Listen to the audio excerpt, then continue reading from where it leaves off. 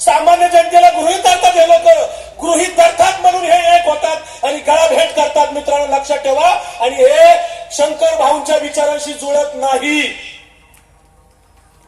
जुळत. मित्रांनो मला इकडून सांगितलं तर थोडक्यात बोला, कारण महत्वाचे नेते बोलणार आहेत. मी रंगाला आलोय पण आता काय आटोपत घेतो. पवार साहेबांनी जी कामं केलीत ना मित्रांनो, ती कामं सांगायला किमान एक दिवस लागेल एवढी कामं केलेली.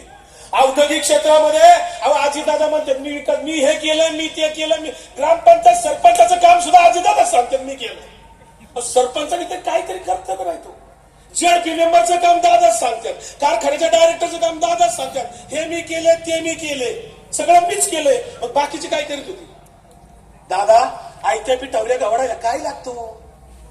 तुम्हाला जर विकासाची कामं सांगायची असतील ना, जुलै 2023च्या नंतर सांगत आता मामा तुम्ही काय केलं इकडं.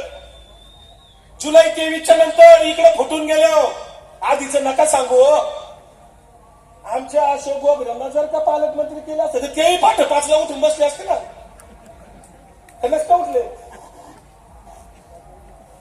आमच्यापैकी कुणाला पालकमंत्री केलं? तुमच्यापैकी आता 4 वेळा उपमुख्यमंत्री केलंय पवार साहेबांनी, तरी पण त्याचा अन्याय झाला.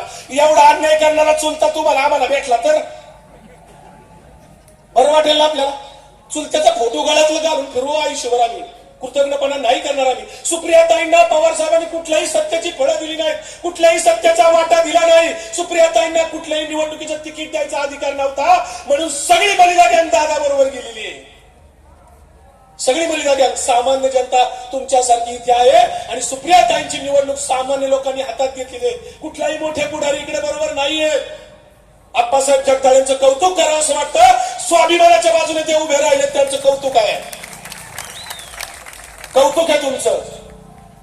मित्रांनो इंदापूरकरांना मला नम्रपणे आवाहन करायचंय, वरच्यांची युती झाली ते काही तुमच्यासाठी एक झालेले नाही. अजितदादा तिकडे काही जनतेच्या विकासासाठी गेलेले नाहीत. शाळेतली पोरं सांगतात ईडी मागे लागली होती, हे शाळेतली पोरं पण सांगतात.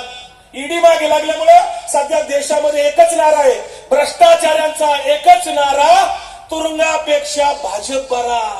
म्हणून हर्षवर्धन भाऊ म्हणले होते मला शांत झोप लागते, म्हणले होते. मी टीका करतच नाही कोणावर, जे घडलंय ते मी तुमच्या पुढे सांगतो. त्यामुळं आपल्याला या स्वाभिमानाच्या लढाईमध्ये लोकशाहीच्या हितासाठी, राज्यघटनेला टिकवण्यासाठी, तुमच्या आमच्या स्वाभिमानासाठी, कारण छत्रपती शिवाजीराजांनी आपल्याला मंत्र दिलेला आहे दिल्ली पुढे कधी झुकायचं नाही, आणि पवार साहेब कधीही दिल्ली पुढे झुकले नाहीत. त्यासाठी आपण सगळ्यांनी पवार साहेबांच्या विचाराबरोबर, उद्धव ठाकरेंच्या विचाराबरोबर, आदरणीय राहुल गांधींच्या विचाराबरोबर, आदरणीय केजरीवालांच्या विचाराबरोबर, आपल्याला या महाविकास आघाडीच्या विचाराबरोबर आपल्याला सगळ्यांना राहायचंय. येणाऱ्या 7 तारखेला तुम्ही प्रत्येकाने स्वतःला उमेदवार समजा, आपलं बूथ तुम्ही स्वतः चालवा, कुणाची वाट बघू नका. डोक्या फक्त लक्षात ठेवा की आपल्याला स्वाभिमानाची तुतारी जिंकायची आहे. पवार साहेबांचा विचार, छत्रपती शिवाजीराजांचा विचार, शिवशाहू फुले आंबेडकरांचा विचार जागवायचा आहे. आणि म्हणून या ठिकाणी आपल्याला सुप्रियाताईंना मोठ्या मताधिक्याने संसदेत पाठवायचंय. नुसता हात वर करणारा खासदार पाठवू नका. सुप्रियाताई संसदेमध्ये आरक्षणाच्या प्रश्नावर आवाज उठवतात.